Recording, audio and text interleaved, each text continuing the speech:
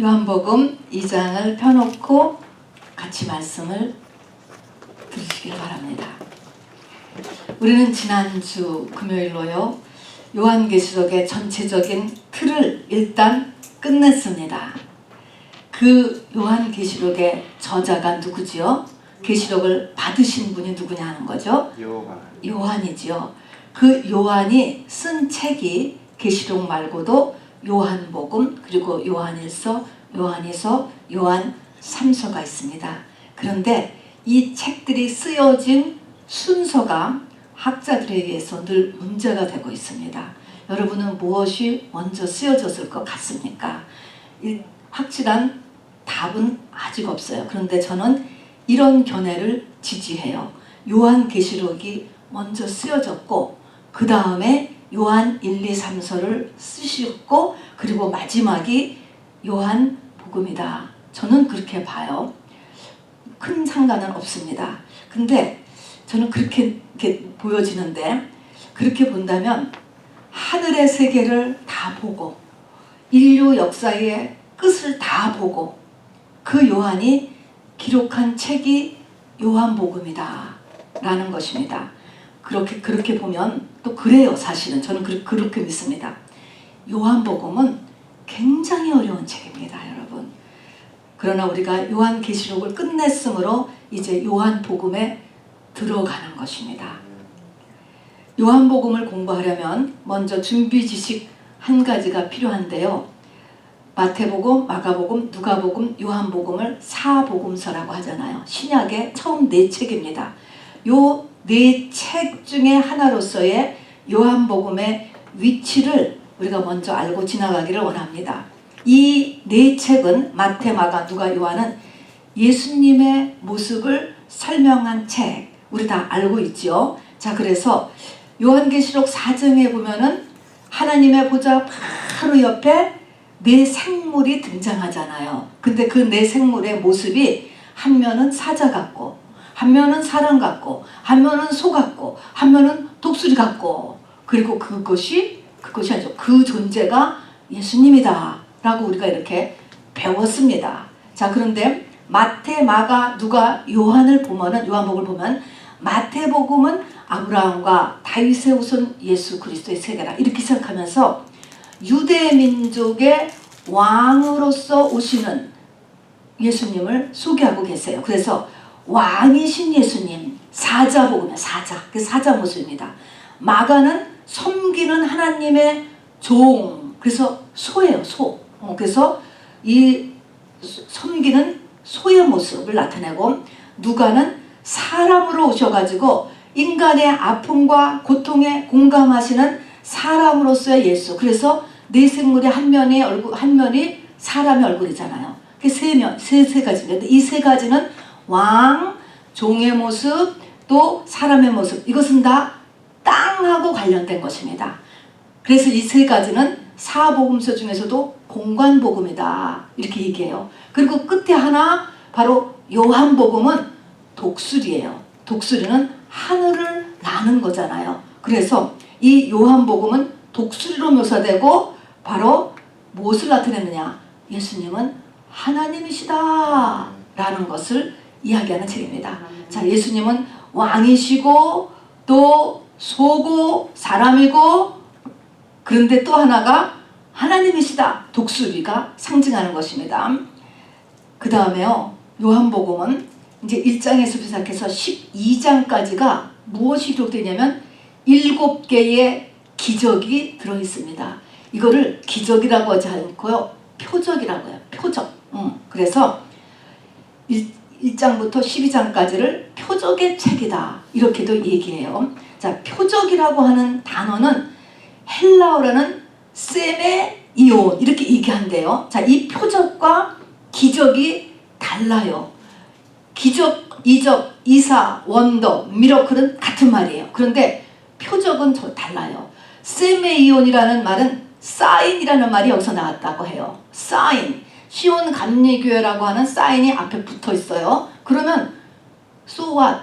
그게 그냥 시온 감리교회는 이 안을 얘기하고 전체 진행을 얘기하는 거지 그 자체가 의미가 없지 않습니까? 그게 세메이온 표적이라고 하는 거예요. 그래서 예수님이 7가지 기적을 묘사했는데 그거를 7가지 표적이다 이렇게 한단 말입니다. 그러면 이 표적이라고 하는 것은 그래서 시온 감리교라는 사인이 문제가 아닌 것처럼 기적 자체가 문제가 아닌 거예요. 어떤 기적을 일으켜서 그 기적을 일으킨 것이 굉장하다는 기적이 문제가 아니고 그 기적을 끼고 주변에 일어나는 일이 하나님의 중요한 메시지를 가지고 있다는 것입니다. 이게 표적이야, 표적.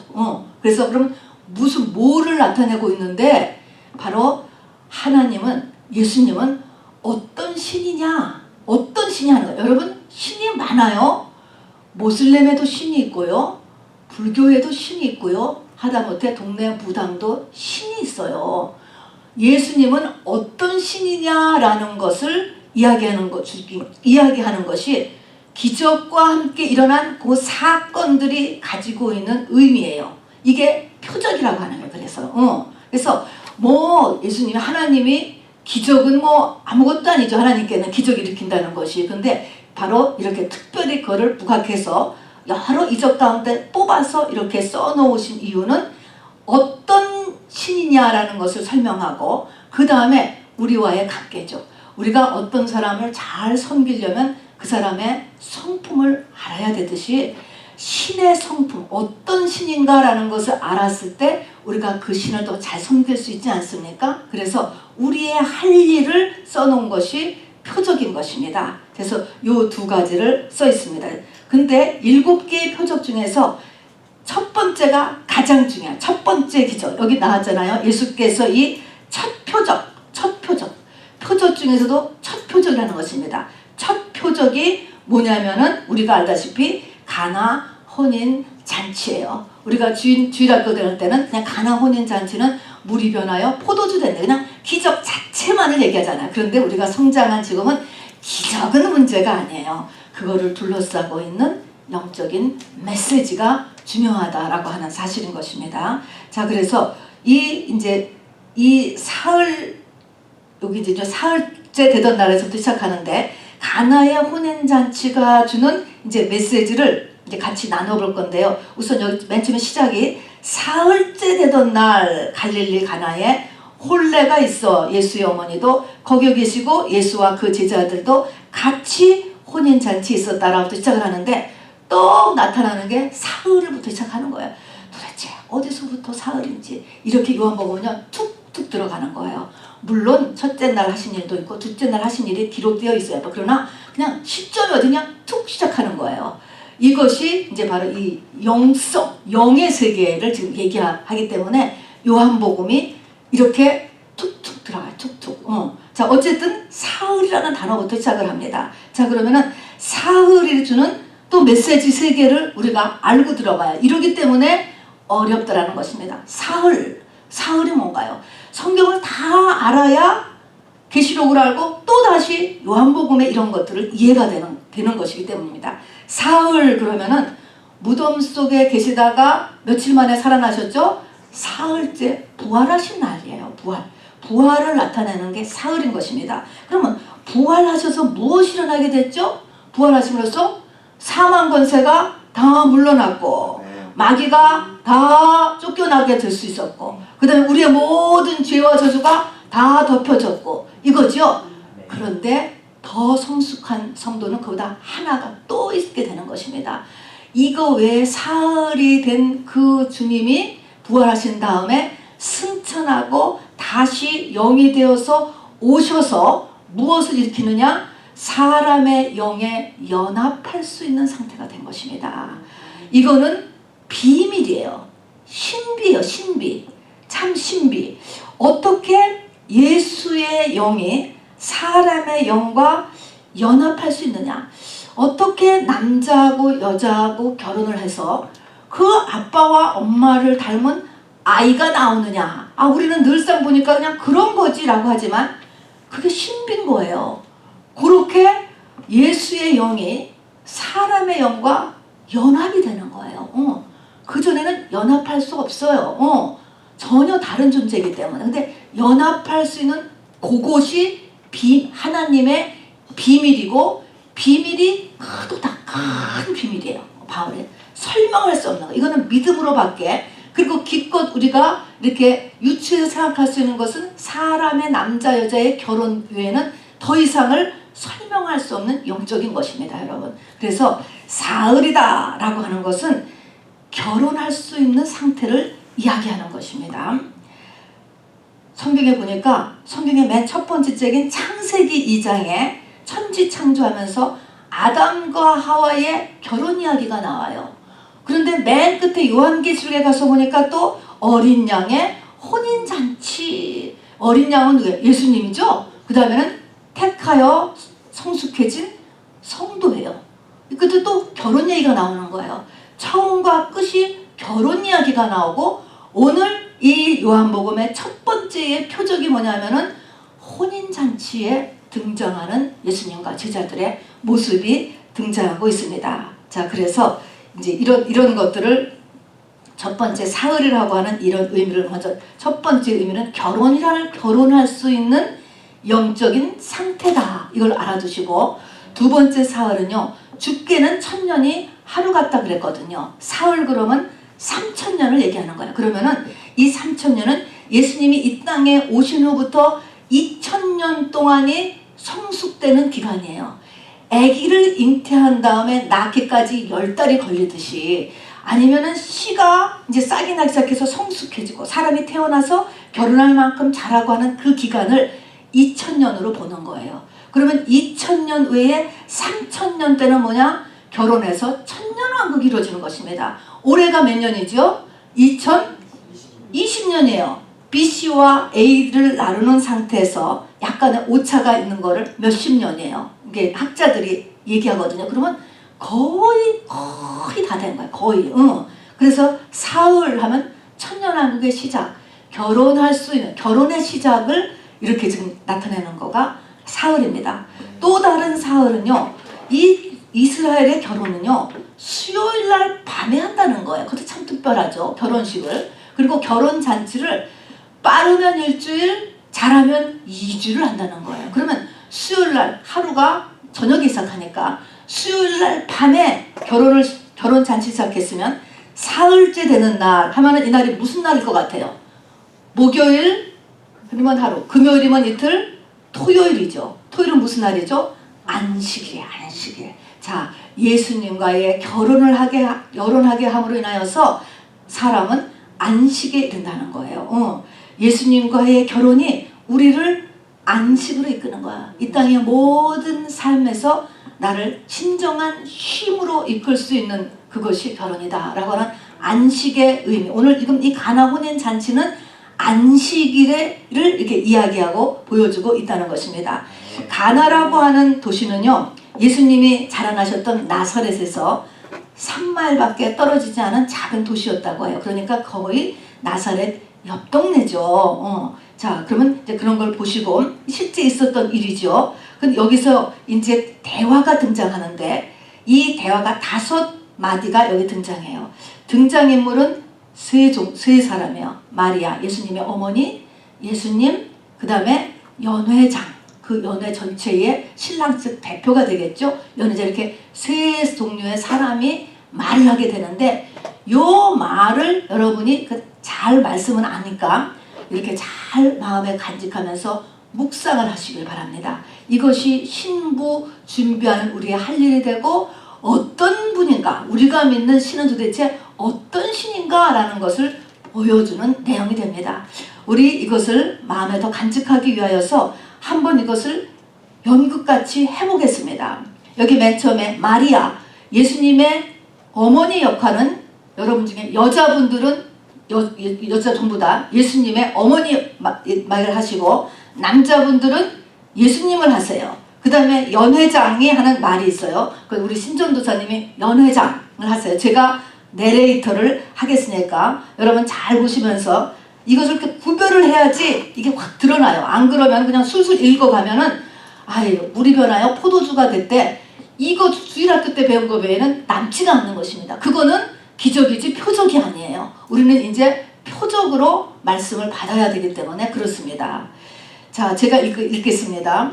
사흘째 되던 날 갈릴리 가나에 혼례가 있어 예수의 어머니도 거기 계시고 예수와 그 제자들도 혼례의 청함을 받았더니 포도주가 떨어진지라.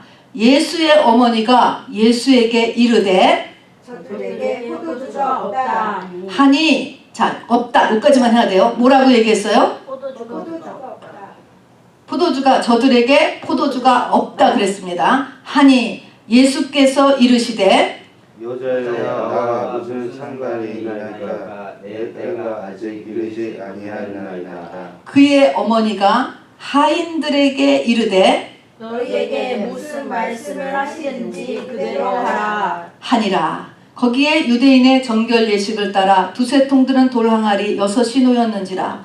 예수께서 그들에게 이르시되 항아리에 물을 채우라. 하신즉 아기까지 채우니 이제는 떠서 연회장에게 갖다 주라. 하심에 갖다 주었더니 연회장은 물로 된 포도주를 맛보고도 어디서 났는지 알지 못하되 물떠온 하인들은 알더라. 연회장이 신랑을 불러 말하되 사람마다 먼저 좋은 포도주를 내고 취한 후에 낮은 것을 내거늘 그대는 지금까지 좋은 포도주를 두었도다 하니라. 예수께서 이 첫 표적을 갈릴리 가나에서 행하여 그의 영광을 나타내심에 제자들이 그를 믿으니라. 아멘. 네. 자, 여기서 5마디가 등장하잖아요. 이 5마디가 주는 이 메시지를 오늘 같이 받기를 원합니다. 맨 처음에 여기 보면요, 결혼잔치에 포도주가 떨어진 상황입니다.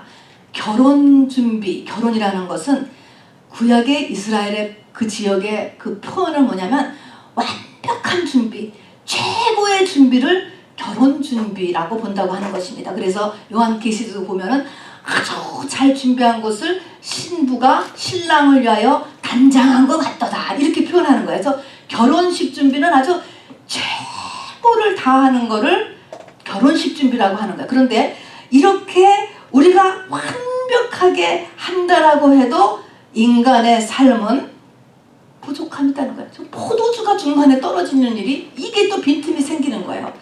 돌다리를 아무리 두들겨 건너도, 그리고 아무리 여러분이 완벽하려고 해도 여러분 어디든지 빈틈이 생기는 거예요. 자기 자신에도 빈틈, 가족에도 빈틈, 남편에도 빈틈, 아내에도 빈틈, 교회에도 빈틈, 비즈니스도 빈틈, 누구에게나 빈틈이 있다는 걸 알아두시기 바랍니다. 네. 자, 그럼 그 빈틈이 생겼어요. 빈틈. 오늘 하루도 마찬가지. 오늘 하루도 완전하게 좋은 날이 없어요. 오늘 하루도 또 나를 기분 나쁘게 하는 일이 또 생긴단 말입니다. 이렇게 뭐든지 빈틈이 생겨요. 그런데 이 빈틈이 생겼을 때 어떻게 해야 되느냐? 맨 처음 것이 이것입니다.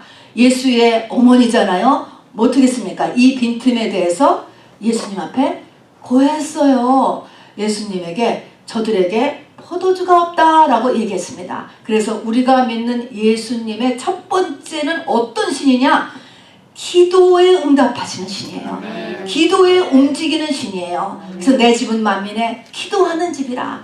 물론 이 말에 대해서 예수님이 금방 잘했다 하고 뚝딱 포도주를 만들어 주시지 않았어요. 그럼에도 불구하고 기도에 움직이는 신이 우리가 믿는 바로 예수님인 것입니다. 그래서 요한계시록에도 계시록 5장, 계시록 8장, 7엔 7나팔, 7대장이 다 이 땅에서 우리가 할 수 있는 것은 기도밖에 없어요, 여러분. 근데 제일 안 하게 되는 게 기도예요. 우리 교회는 제외하고 진짜예요. 기도 안 하게 되는 것입니다. 그럼 이게 사단의 역사죠. 그래서 우리가 믿는 신은 어쨌거나 기도가 뭐 잘못됐느니 뭐 어쩌고 저쩌고, 여러분 다 괜찮아요. 다 괜찮아. 기도한다고 하면 돼요. 하나님이 다 천천히 변화시키시니까.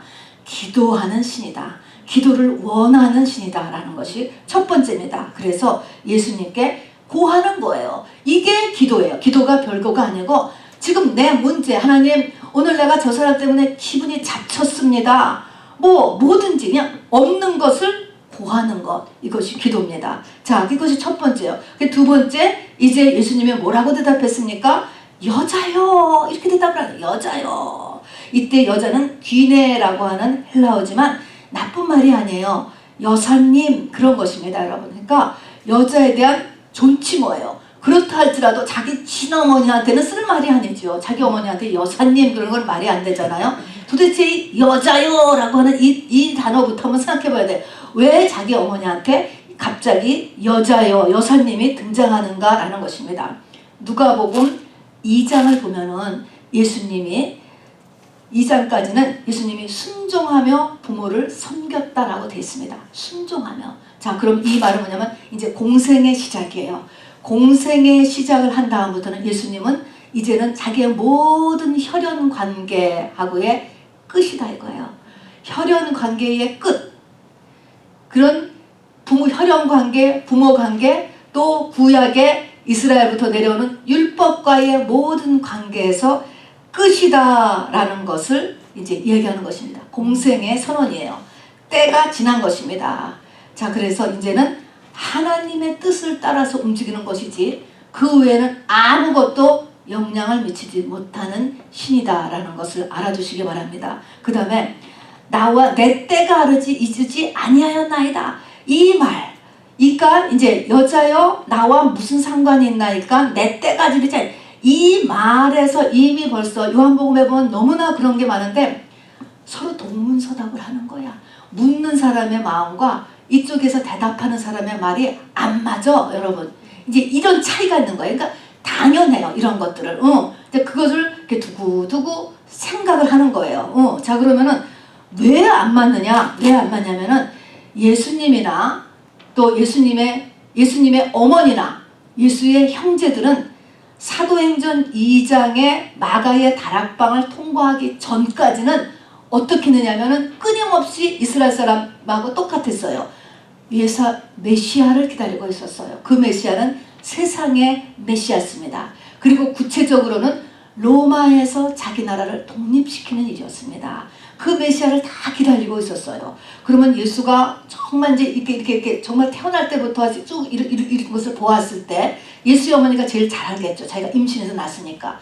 그러나 예수의 어머니도 그렇고 예수의 형제들도 그렇고 바라는 이제 구체적인 스텝이 뭐냐면 세상에 드러내는 거예요. 그래서 예수의 형제들도 초막절이 되니까 일을 하려면 예루살렘으로 올라가야지 도시로 가야 되지 않겠느냐라고 하면서 세상에 자기를 드러내라. 이제 자기의 능력을 드러내라. 어머니도 마찬가지인 것입니다. 어머니도 똑같은 그런 마음을 가지고 있었어요. 그러니까 세상의 메시아로서 기대하는 것입니다. 그런데 예수님은 메시아는 메시아인데 어떤 문제를 해결하러 왔냐면 먼저 죄를 위하여서 죽는 일을 하는 것입니다. 그 인간의 죄를 다 집어쓰고 죽는 그때, 이때의 첫 번째는 십자가에서 죽는 때, 이게 이 땅에서 하는 가장 중요한 때예요. 그 다음에 예수님의 때는 언제냐? 천년왕국 때가 자기의 때지. 그때는 뭐야? 자기 마음대로 할 수 있는 거야. 예수님의 나라야. 이 세상 나라가 그리스도의 나라가 되는 것이니까. 요게 예수님의 때예요. 가장 중요한 때. 예수님은 그때가 마음과 머릿속에 가득 있는 것 같아요. 그때가 가장 중요한 때를 놓고 하나님의 인도하심에 따라 차곡차곡 하나님만을 기준으로 해서 움직이셨던 분이 예수님이셔요. 그런데 지금 어머니나 형제들은 뭐예요? 세상 메시아, 나라의 독립, 여기까지 외에는 생각할 수가 없었다. 그러니까 이렇게 차이가 나는 것입니다. 자, 그러니까 이제 이게 지금 건너뛰어요. 그러면 이렇게 해서 동문서답을 했습니다. 자, 그래서 내 때가 아직 이르지 아니하였나. 근데 어쨌든 아니하였나이다. 이 말을 딱 들으면 뭐예요? 예수님의 어머니가 들으니까 어쨌든 안 해준다라는 의미잖아요. 거절당했구나. 근데 이제 여기서 또 예수의 어머니가 또 그래도 훌륭한 것입니다. 거절당한 것을 딱 알고서 세 번째 어머니의 대답은 뭡니까? 그것에 대해서 곧 포기하고 다시 하인들에게 무슨 말씀을 하시든지 예수님이 하라는 대로 하라라는 명령을 내립니다. 이 말은 뭡니까? 우리가 기도를 하잖아요. 그 기도에 대해서 하나님이 내가 원하는 때 내가 원하는 방법으로 응답을 주시지 않아도 계속 하나님의 말씀과 성령의 인도함에 순종하는 태도를 가져야 된다라고 하는 것이 세 번째의 메시지인 것입니다. 기도를 한다라고 해서 그 기도가 내가 원하는 때 내 방법으로 응답되지 않아. 그러나 하나님은 그 기도를요 반드시 들으셔서 다 응답하세요. 쌓아놓잖아요. 우리가 받잖아요. 기도에 다 쌓아놓고 그것이 다 차면은 쏟아. 어느 만큼이야 차느냐? 하나님 마음이에요. 그릇이 조그마면 금방 찰 것이고 그릇이 크면 오래 기도가 올라가야 되잖아요. 그래야 쏟는 거예요. 자, 그래서 근데 반드시 기도는 거기에 리스폰스가 있다는 것을 알아두셔야 돼요. 그러나 그렇게 리스폰스가 금방 없어도 계속적으로 그 기도에 응답 안 된 기도에 때문에 하나님 앞에 시험 들어서 교회 안 나오지 말고 어떻게 해야 돼요? 계속적으로 주님을 따르는 태도를 가져야 된다는 것입니다, 여러분. 그래서 무슨 말씀을 하든지 그대로 하라. 훌륭한 것입니다. 그렇게 하니까 이제 그 다음에 예수님의 하신 말씀이 있는 거예요. 어떻게 했습니까? 여러분, 이런 것들이 다 우리가 이런 것들을 넘어가야 그 다음으로 나아간다는 것을 알아두셔야 돼. 여길 안 하면 그 다음에 안 일어나요. 멈춰있는 그거 될 때까지. 기도해놓고 그거 안 이루어지면 끝까지 붙잡고 있으면 그거 무너질 때까지 상태가 그대로 있는 거예요. 넘어가야 되는 거야. 넘어가. 하나님께서 합하여 선을 이루어 주시겠지. 어쨌든 넘어가야 된다고요. 그러니까 그 다음에 이제 예수님이 하신 말씀이 바로 결례의 항아리가 거기 마침 6개가 있는 거예요. 이 항아리는 퓨리피케이션 워더다. 그래가지고 당시 그 팔레스타인 지역에서 사막 기후고 더운 나라니까 나갔다 집에 들어왔을 때 또는 식사하기 전에 손발을 씻는 물동이에요. 물이고 물동인 것입니다. 그런데 거기에다가 물을 갖다가 가득 채워라 라고 얘기했습니다. 여러분, 이 물을 넣어두는 이 결례 항아리, 돌로 된 이 항아리는요, 한 항아리가 10갤론 정도 들어간대요. 꽤 많지 않아요? 10갤론의 6개의 항아리에 물을 채우고, 물을 채울 뿐만 아니라 그 물을 떠서 연회장에 갖다 주는 데까지 했을 때 어떻게 됐어요? 물이 포도주가 됐다니까. 여러분, 이거를 어떻게 생각하세요? 한번 생각나는 거 없으세요? 이 6 항아리가 가득 찼어. 그럼 이게 이제 1단계야. 6가지 가득 차고 찬 다음에 그거를 떠서 연회장에 갖다 줘. 찬 다음에 아구까지 채우고 떠서 연회장에 갖다 주니 먹는 사람은 포도주를 먹더란 말입니다. 우리 생각나는 거 없어요? 에스겔의 성전 문지방에서 나오는 물이 있었잖아요. 그 물이 차 올라오잖아요. 조금씩 스며 나온다. 조금씩 차는 물이에요. 이 물이 발목에서 무릎에서 허리에서 가슴까지 차 올라올 때까지는 아무렇지도 않았어요. 근데 차니까 그때부터 이 물이 강이 됐잖아요. 강이 되고 강이 흘러가니까 그것이 복락의 강이 되었잖아요. 복락의 생수가 되어서 가는 곳마다 살려냈다. 단계가 있단 말입니다. 여러분, 참 쉬우면서도 어려운 거예요. 스며 나오는 물이라는 것은 참 쬐끔이라고 그랬잖아요. 쬐끔. 이 영적인 메시지는요, 많이 먹히지를 않아요. 먹어지지가 않는 거예요. 조금씩밖에 못 받아. 그럼에도 불구하고 이것이 찾지는 동안에는 별 달라지는 점이 없잖아. 그런데 이것이 어느 날 가슴까지 찼다. 이 가슴까지 찼다는 것은 SBS에 보니까 자기 마음대로 살 수 없는 상태예요. 헤엄도 못 치는 거야. 무릎이나 허리까지 찰 때는 그래도 자기 마음대로 내 생각대로 다 다닐 수 있었어요. 근데 가슴까지 찰 때는 자기 마음대로 헤엄도 못 치고 갈 수도 없었다는 것입니다. 뭔가가 성령이 딱딱 막는 것입니다. 이게 무슨 상태를 얘기하죠? 로마서 보니까 우리 속에는 항상 육신의 소욕과 성령의 소욕이 싸운다 그랬어요, 여러분. 성령 받은 사람 얘기해요. 성령 받지 않은 사람은 싸울 것도 없어. 다 육신의 소욕대로 사는 거예요. 그런데 성령을 받으면 싸움이 시작된다 그랬습니다. 싸우는 줄이나 알아야 돼요, 여러분. 그런데 다 육신의 소욕이 이겨요. 언제 못 이겨요? 성령이 찬 사람. 이게 성령의 소욕이 육신의 소욕을 이기는 거가 물이 가슴까지 찬 거고, 요한복음의 가나 오는 잔치에서는 이 돌 항아리에 아구까지 물이 찬 거가 같은 의미인 것입니다, 여러분. 그래서 그거를 그 다음에는 떠서 갖다 줬다. 물이 흐르는 것입니다.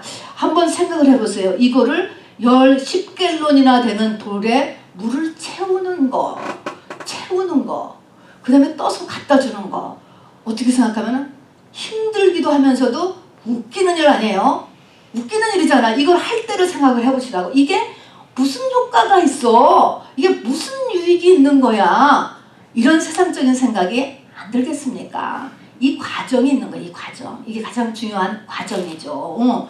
그렇게 해서 이렇게 이 과정이 뭐냐면 어느 순간에 내가 육신의 소욕을 성령의 소욕이 능히 이기는 거예요. 육신의 소욕이 죽을 때까지 없어지진 않아요. 유혹도 들어가고 또 찔르면 늘 피가 나오는 거죠. 혈기도 금방은 일어나고 하지만 가라앉는 속도가 금방 가라앉는 것이에요. 금방 깨닫는 것이에요. 이런 것 이렇게 해서 완전히 이 하나님의 사람으로 사는 것이 쉽게 하나님으로 살게 되는 경지가 있는 거예요. 경지. 그거를 이야기하는 것입니다. 자, 그래서 이 아구까지 물을 채우고 또 그 물을 떠서 갖다 주는 일에는 시간도 들고 힘도 들고 투자죠. 어떻게 생각하면은. 근데 하여튼 그리고 이것이 세상의 논리로도 안 맞기도 하고 그런 일들의 기간이 있다 하는 것입니다. 자, 그래서 이때 생수가 생수에 강이 되어서 복락이 흐를 때 그 물을 성경은 물이라고 하면서 이거를 생수다, 또 빛이다, 또 에어, 우리가 숨 쉬어야 되는 에어라고 할 때는 생기다 또는 양식이다, 다 같은 표현이에요. 우리 육신의 삶에서 밥 먹어야 되고 좋은 공기 마셔야 되고 또 우리가 좋은 이 물 마셔야 되고 또 나무로 사람을 모실 때는 빛이 있어야 되고 물이나 빛이나 양식이나 에어나 다 똑같은 거예요. 다 똑같은 표현. 우리에게 지금 말로 이센셜이에요. 에센셜. 우리는 뭐예요?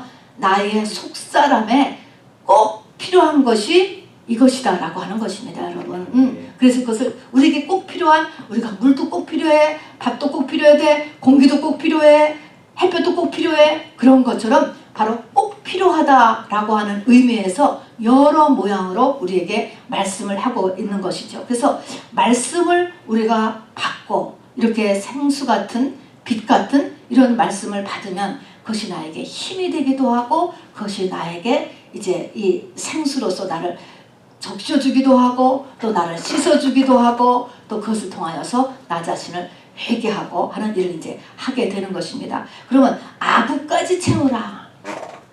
육신의 소욕을 성령의 소욕이 완전히 이길 때까지 채우는 거. 그러면 아구까지 채우는 삶이라고 하는 것은 나의 온 삶을 다 나타내는 거예요.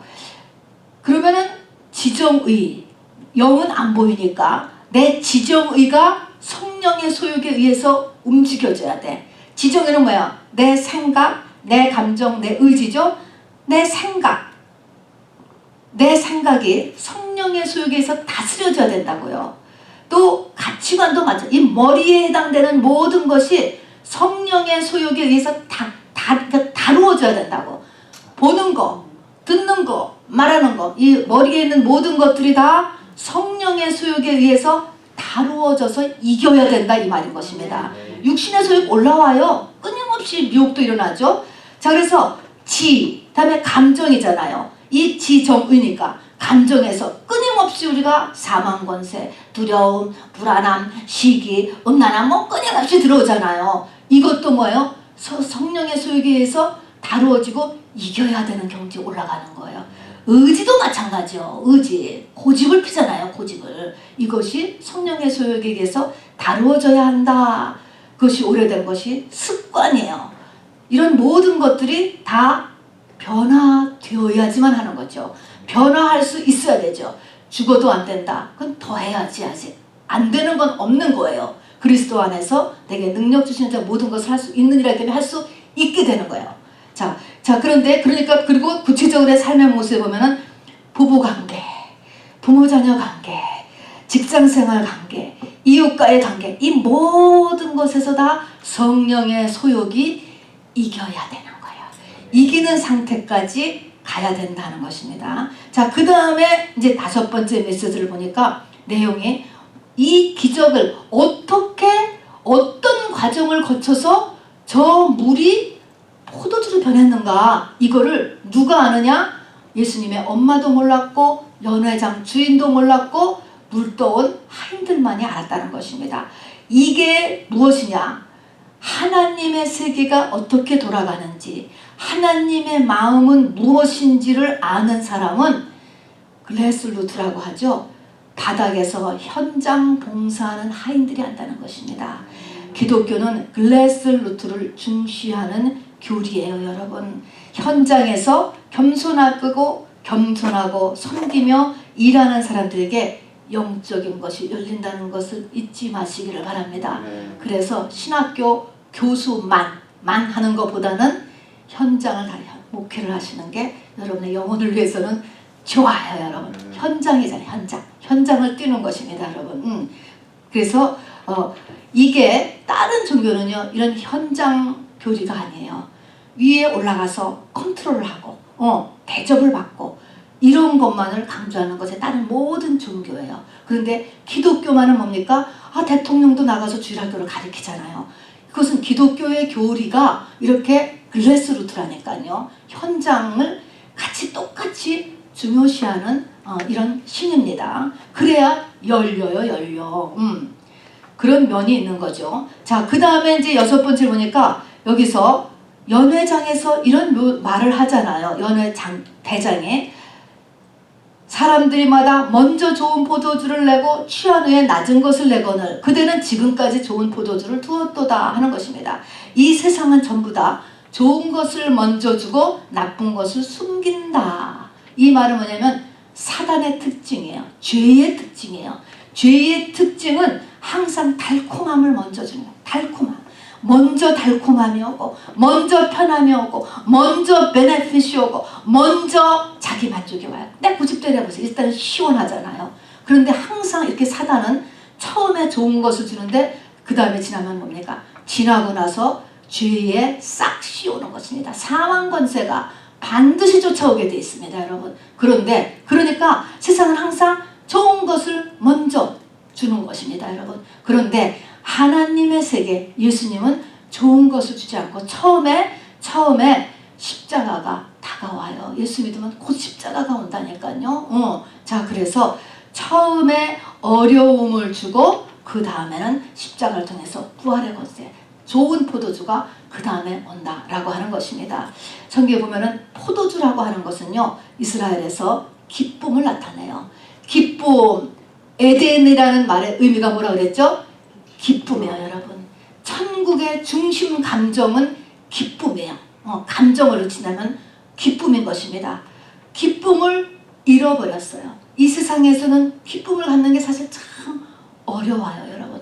그렇지만 있지요. 그래서 세상 기쁨이 있어요. 세상에도 포도주가 있다 하는 것입니다. 성경에 세상 포도주가 있고 주님의 포도주가 있어요. 성경은 주님의 포도주를 참 포도주, 더 좋은 포도주, 극상품 포도주 이렇게 얘기해요. 그리고 이 계시록에 보면은 이 땅의 포도주가 다 예수님에 의해서 박살이 나는 게 계시록 14장 18절에 바로 표시되어 있습니다. 땅의 포도주가 그동안에 이 하나님의 백성들을 붙잡고 있었기 때문에 이것이 혼나는 것입니다, 여러분. 자, 포도주는 뭘까? 이 연회장에도 보니까 처음에는 포도주가 있었는데 하나님의 능력에 의해서 이 포도주가 떨어진 거예요. 포도주가 있었잖아요.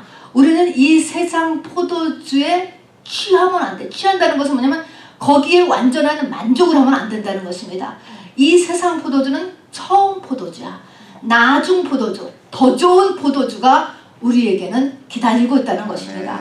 이 더 좋은 포도주는 뭘까? 더 좋은 포도주는 확실하게는 주님의 재림 후를 얘기하는 것입니다.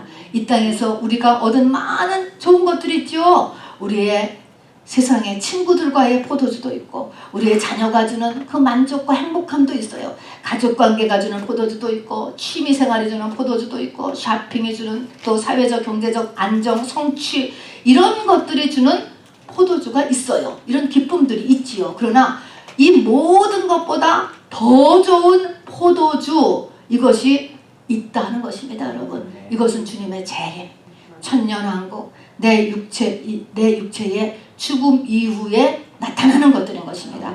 이것을 소망으로 우리가 반드시 삼아야 된다는 것이죠.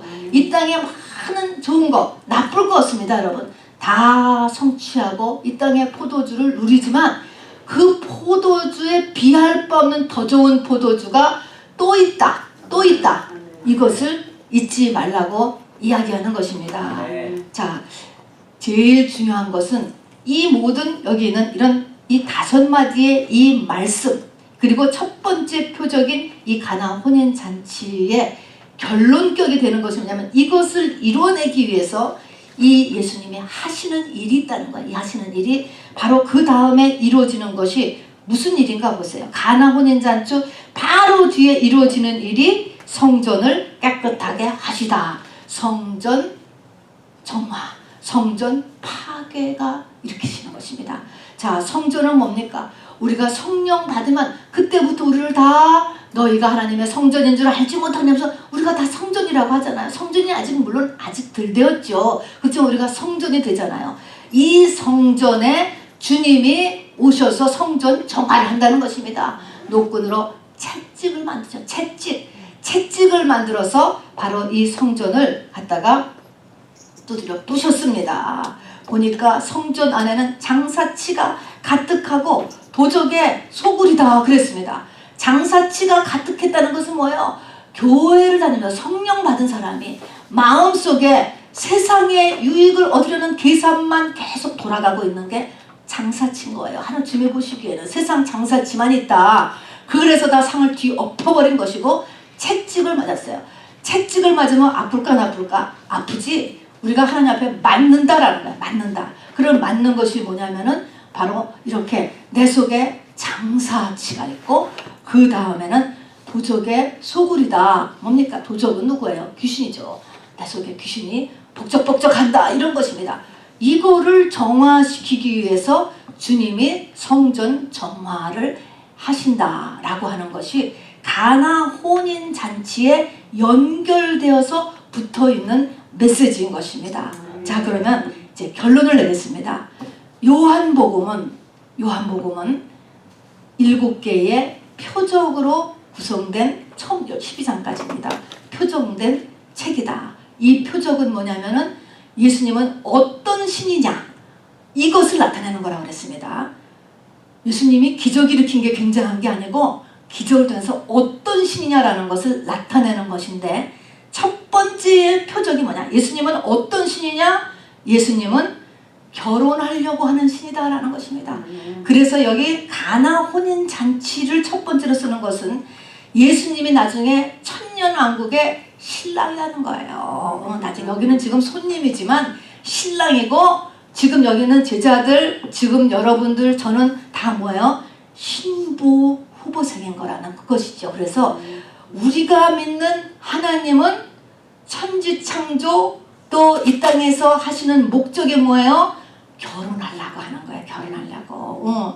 아브라함이 며느리를 구하기 위해서 그 자기 종을 보내서 이렇게 리브가를 구해오는 거, 멀리 가서 구해오는 거 똑같은 것입니다, 여러분. 그걸 비유로 말씀하신 것처럼 하나님은 결혼하려고 하는 신이다 라고 하는 것입니다.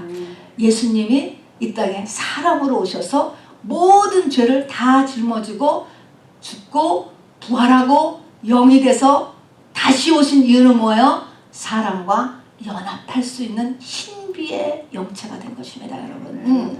자, 그래서 우리가 믿는 예수님은 결혼하려고 하는 신이다 라는 것이에요. 자, 그 다음에 우리가 이런 신부로서 준비하는 거죠. 준비. 여기 보니까 준비해야 된다고 하잖아요. 결혼 준비를 해야 된다. 요한계시록에 보니까 어린 양이 준비되었고 어린 양의 신부들이 준비되었다. 준비하는 과정에서 오늘 가나 혼인잔치의 5가지를 보니까 첫 번째는 뭐예요? 이 땅의 모든 것은 완전하지 못하게 하나님이 일부러 만드셨어. 다 만드셨어. 감사하지만 반드시 좋은 것은 감사해. 그러나 불편한 것은 다 뭐예요? 예수님 앞에 고하세요. 일르세요. 알리세요. 그게 기도예요. 첫 번째는 기도해야 한다. 기도를 원하시는 신이시다 라고 하는 것입니다. 두 번째는 기도 응답이 안 이루어져서도 어떻게 해요? 그거 붙잡고 있지 말고 계속해서 주님의 말씀과 성령의 인도함에 순종하는 게 스텝이에요. 세 번째 스텝은 뭡니까? 이제 하나님 이 돌 항아리에 이 물을 채우는 일을 우리가 해야 됩니다. 이 말씀을 나에게 채우는 일 오래 걸리죠. 오래 걸리는 거예요. 여기에서는 오래 걸리고 세상에서는 이해 안 되는 이런 과정이에요. 이것이 가장 어렵죠. 그 다음에는 섬기는 현장에 있어야 우리가 영적으로 성장이 일어나요. 이것이 엑서사이즈예요. 우리가 잘 먹고 배설하고 운동해야 육의 사람이 크잖아요. 밥을 먹는 거가 영적인 양식을 먹는 거예요. 성전 문집에서 나오는 양식을 먹는 거예요. 물론 물도 먹지. 그냥 이 젖도 먹지요. 그러나 성전 문지방에서 스며 나오는 양식을 먹는 것이고 배설 잘해야 되잖아요. 그건 회개하는 것이죠. 그 다음에 엑서사이즈라는 게 무엇이냐 하면은 이렇게 현장 일을 우리 모두가 감당할 줄 알아야 되는 것입니다. 그래서 예수님의 육체의 남은 고난을 너의 육체에 채워라 라고 바도로가 이야기한 것입니다. 그 다음에 이 결혼잔치는 재림 후에 예수님의 결혼잔치고 이때의 기쁨은 이 세상에 우리가 지금 얻는 어떤 기쁨, 어떤 성취보다도 더 큰 만족과 행복과 어떤 기쁨이 우리에게 있다라고 하는 것을 성경이 이야기하고 있습니다. 아멘이십니까? 네. 자, 여러분 성전 정화에 이 성전을 그냥 뒤집어 엎으시고 내 속을 뒤집어 엎는 거죠. 그리고 채찍질을 가하고 이런 모든 것들은 나를 신부 만드시기 위해서 그런다는 영적인 하나님의 의도를 꼭 깨지시기를 바랍니다. 아멘. 그리고 우리에게는 낮은 포도주, 이게 주님이 주실 상급이에요. 상급. 이것이 처음 포도주보다 이 세상 것보다 더 좋다는 것을 믿고 달려가는 여러분 되시길 주님의 이름으로 축원합니다. 우리 잠시 같이 기도하고요. 이어서 우리 마지막 찬양할 것입니다. 우리